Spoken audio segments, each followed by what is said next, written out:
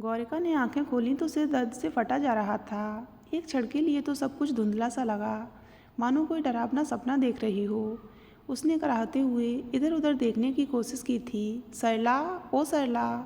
उसने बेहद कमज़ोर स्वर में अपनी सेविका को पुकारा, लेकिन उसकी पुकार छत और दरवाज़ों से टकरा कर लौट आई। कहाँ मर गई? कहते हुए गौरिका ने सारी शक्ति जुटाकर उठने का प्रयत्न किया। तभी खून से लथपथ अपने हाथ को देखकर उसे झटका सा लगा और वह सिरदर्द भूलकर खून खून चिल्लाती हुई दरवाजे की ओर भागी थी। गौरिका की चीख सुनकर पड़ोस के दरवाजे खुलने लगे और पड़ोसिनें निशा और शिखा दौड़ी आई थीं। क्या हुआ गौरिका? दोनों ने संवेद स्वर में पूछा। खून से लथपथ गौरिका को देखते ही उनके रोंगटे खड़े हो गए। गौरिका अधिक देर खड़ी न रह सकी। वह दरवाजे के पास ही बेसुध होकर गिर पड़ी। तब तक वहाँ अच्छी खासी भीड़ जमा हो गई थी। निशा और शिखा बड़ी कठिनाई से गौरिका को उठाकर अंदर ले गईं। वहाँ का दृश्य देखकर वे वह से कांप उठीं। दीवान पूरी तरह खून से लथपथ था। गौरिका के सिर पर गहरा घाव था। किसी भारी वस्तु से उसके सिर पर प्रहार किया गया था।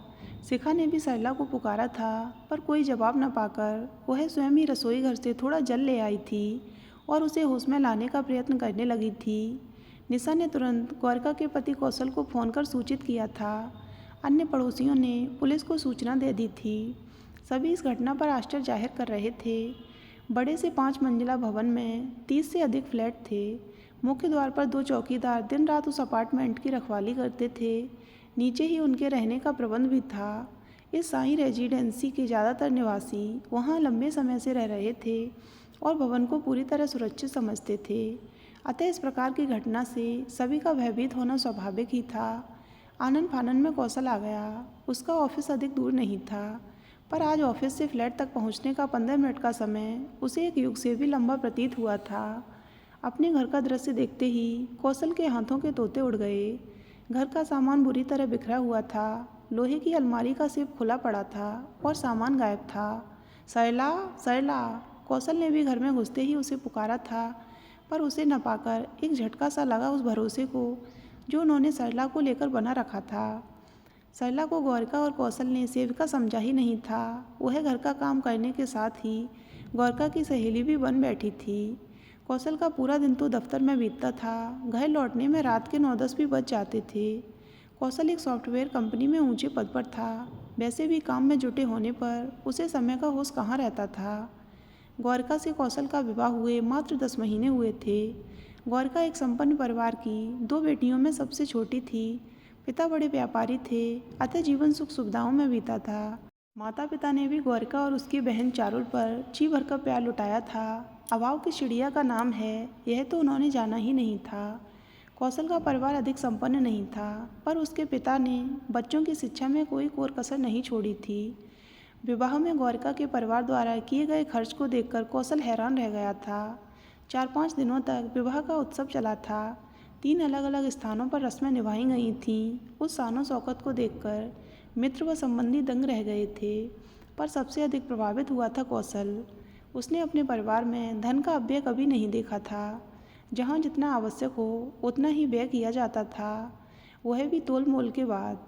सुंदर और चुस्त दुरुस्त गौरिका गजब की मिलनसार थी। 10 महीने में ही उसने इतने मित्र बना लिए थे जितने कौशल पिछले 5 सालों में भी नहीं बना सका था। अब दिन रात मित्रों का आना जाना लगा रहता। माता पिता ने उपहार में गौरिका को घरेलू साजो सामान के साथ एक बड़ी सी कार भी दी थी।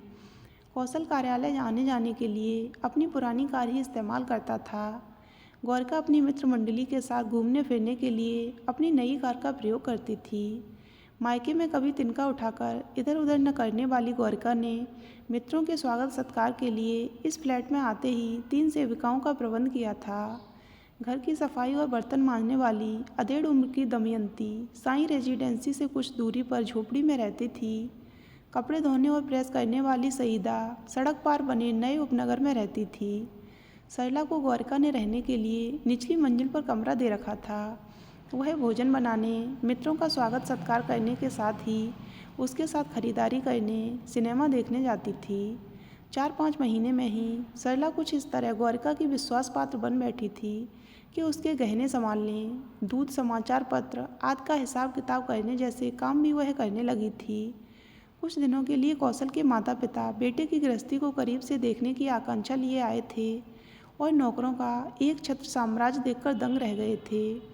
उसकी माँ ने दबी जबान से कौशल को समझाया भी था, बेटा 2 लोगों के लिए 3 सेवक, तुम्हारी पत्नी तो तुम्हारा सारा वेतन इसी तरह उड़ा देगी। अभी से बचत करने की सोचो, नहीं तो बाद में कुछ भी हाथ नहीं लगेगा। माँ गौरिका हम जैसे मध्यम परिवार से नहीं है, उसके यहाँ तो नौकरों की फौज रखना साधारण सी बात है। हम उससे यह आशा तो नहीं कर सकते कि वह बर्तन मांजने और घर की सफाई करने जैसे कार्य भी अपने हाथों से करेगी। कौशल ने उत्तर दिया था, कपड़े धोने के लिए मशीन है बेटे, माँ बोली। साफ सफाई के लिए आने वाली दमयंती भी ठीक है, पर दिन भर घर में रहने वाली सरला मुझे फूटी आंखों नहीं भाती। कपड़े गहने रुपए पैसे आदि की जानकारी उसे भी है। किसी तीसरे को इस तरह अपने घर के भेद देना ठीक नहीं है। उसकी आंखें मैंने देखी हैं, घूर कर देखती है सब कुछ। काम रसोई घर में करती है, पर उसकी नज़रें पूरे घर पर रहती हैं। मुझे तो तुम्हारी और गौरका की सुरक्षा को लेकर चिंता होने लगी है। माँ यह चिंता करनी छोड़ो, चलो कहीं घूमने चलते हैं। सरला 6 महीने से यहाँ काम कर रही है, पर कभी एक पैसे का नुकसान नहीं हुआ। गौरिका को तो उस पर अपनों से भी अधिक विश्वास है। कौशल ने बोझिल हो आए वातावरण को हल्का करने का प्रयत्न किया था। रहने भी दो, अब बच्चे बड़े हो गए हैं, अपना भला बुरा समझते हैं। हम 2-4 दिनों के लिए घूमने आए हैं, तुम क्यों व्यर्थ ही अपना मन खराब करती हो। कौशल के पिताजी ने बात का रुख मोड़ने का प्रयत्न किया था। क्या हुआ, सब ऐसे गुमसुम क्यों बैठे हैं। तभी गौरिका वहाँ आ गई थी। कुछ नहीं, माँ को कुछ पुरानी बातें याद आ गई थीं। कौशल हंसा था, बातें बाद में होती रहेंगी, हम लोग तो पिकनिक पर जाने वाले थे, चलिए ना, देर हो जाएगी। गौरिका ने कुछ ऐसे स्वर में अनुनय की थी कि सब हंस पड़े थे। सरला ने चटपट भोजन तैयार कर दिया था, थर्मस में चाय भर दी थी, पर जब गौरिका ने सरला से भी साथ चलने को कहा तो कौशल ने मना कर दिया था। माँ पापा को अच्छा नहीं लगेगा, उन्हें परिवार के सदस्यों के बीच गैरों की उपस्थिति रास नहीं आती। कौशल ने समझाया था, मैंने सोचा था कि वहाँ कुछ काम करना होगा तो सरला कर देगी। ऐसा क्या काम पड़ेगा, फिर मैं हूँ ना, सब संभाल लूँगा। सच तो यह था कि खुद कौशल को भी परिवार में सरला की उपस्थिति हर समय खटकती थी, पर कुछ कहकर गौरिका को आहत नहीं करना चाहता था। कौशल के माता पिता कुछ दिन रहकर चले गए थे, पर कौशल की रेनू बुआ, जो उसी शहर के एक कॉलेज में व्याख्याता थीं, दशहरे की छुट्टियों में अचानक आ धमकी थीं। चूँकि कौशल घर में सबसे छोटा था, इस कारण वह बुआ का विशेष लाडला था। गौरिका से बुआ की खूब पटती थी, पर सरला को करता धरता बनी देख वह एक दिन चाय पीते ही बोल पड़ी थी, गौरिका नौकरों से इतना घुलना मिलना ठीक नहीं है। तुम्हें शायद यह पता नहीं है कि तुम अपनी सुरक्षा को किस तरह खतरे में डाल रही हो। आजकल का समय बड़ा ही कठिन है, हम किसी पर विश्वास कर ही नहीं सकते। मैं जानती हूँ बुआ जी, इसीलिए तो मैंने किसी पुरुष को काम पर नहीं रखा। मैं अपनी कार के लिए एक चालक रखना चाहती थी। अधिक भीड़भाड़ में कार चलाने से बड़ी थकान हो जाती है, पर देखिए हम दोनों स्वयं ही अपनी कार चलाते हैं। रेनू बुआ चुप रह गई थीं। वह शायद बताना चाहती थीं कि पुरुष हो या स्त्री कोई भी विश्वास के योग्य नहीं है। फिर भी उन्होंने गौरिका से यह आश्वासन जरूर ले लिया कि भविष्य में वह रुपए पैसे गहनों से सरला को दूरी रखेगी। गौरिका ने रेनू बुआ का मन रखने के लिए उन्हें आश्वस्त कर दिया, पर उसे सरला पर अविश्वास करने का कारण समझ में नहीं आता था। उसके अधिकतर पड़ोसी एक झाड़ू बर्तन वाली से काम चलाते थे, लेकिन वह सोचती थी कि उसका स्तर उन सबसे ऊंचा है। कौशल ने सबसे पहले गौरिका को पास के नर्सिंग होम में भर्ती कराया था। सिर पर घाव होने के कारण वहाँ टाँके लगाए गए थे। निशा और शिखा ने गौरिका के पास रहने का आश्वासन दिया तो कौशल घर आ गया, और आते ही उसने अपने और गौरिका के माता पिता को सूचित कर दिया। कौशल ने रेनू बुआ को भी सूचित कर दिया। बुआ नज़दीक थीं और वह अच्छी तरह से जानता था कि उस पर आई इस आफत को सुनते ही बुआ दौड़ी चली आएंगी। प्रथम सूचना रिपोर्ट लिखाकर कौशल दोबारा नर्सिंग होम चला गया था। सिर में टाँके लगाने के लिए गौरिका के एक ओर से बाल साफ कर दिए गए थे। हाथ में पट्टी बंधी थी, पर वह पहले से ठीक लग रही थी। कौशल मेरे कपड़े बदलवा दो, सरला से कहना अलमारी से धुले कपड़े निकाल देगी, गौरिका थके स्वर में बोली थी। नाम मत लेना उस नमक हराम का, कहीं पता नहीं उसका। तुम्हें अब भी यह समझ में नहीं आया कि तुम्हारी यह दशा सरला ने ही की है। कौशल क्रोधित हो उठा था। क्या कह रहे हो, सरला ऐसा नहीं कर सकती। याद करने की कोशिश करो, क्या हुआ था तुम्हारे साथ। पुलिस तुम्हारा बयान लेने आने वाली है। गौरिका ने आंखें मूंद ली थीं। देर तक आंसू बहते रहे थे। फिर वह अचानक उठ बैठी थी। मुझे कुछ याद आ रहा है। मैं आज सरला के साथ बैंक गई थी। 50,000 रुपये निकलवाए थे। घर आकर सरला खाना बनाने लगी थी। मैंने उससे एक प्याली चाय बनाने के लिए कहा था। चाय पीने के बाद क्या हुआ मुझे कुछ पता नहीं। गौरिका सुबकने लगी थी। 2 दिन बाद तुम्हारे जन्मदिन पर मैं तुम्हें उपहार देना चाहती थी। तभी रेनू बुआ आ पहुंची थीं। उनके गले लगकर गौरिका फूट फूट कर रोई थी। देखो बुआ जी, ये क्या हो गया। मैंने सरला पर अपनों से भी अधिक विश्वास किया, सभी सुख सुविधाएं दीं।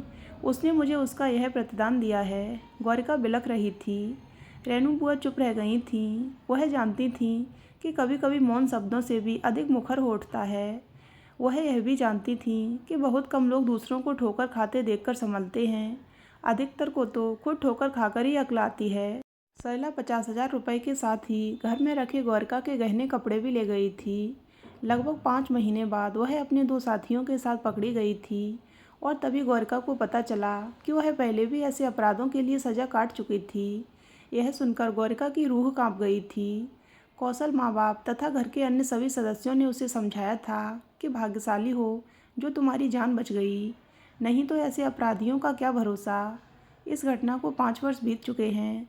फैशन डिजाइनर गौरिका का अपना बुटीक है, पर पति 3 वर्षीय बंटी और बुटीक सब कुछ गौरिका स्वयं संभालती है।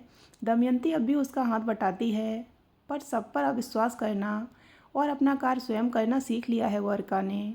तो दोस्तों, अगर आपको ये कहानी अच्छी लगी हो तो वीडियो को लाइक करें और हमारे चैनल को सब्सक्राइब अवश्य करें।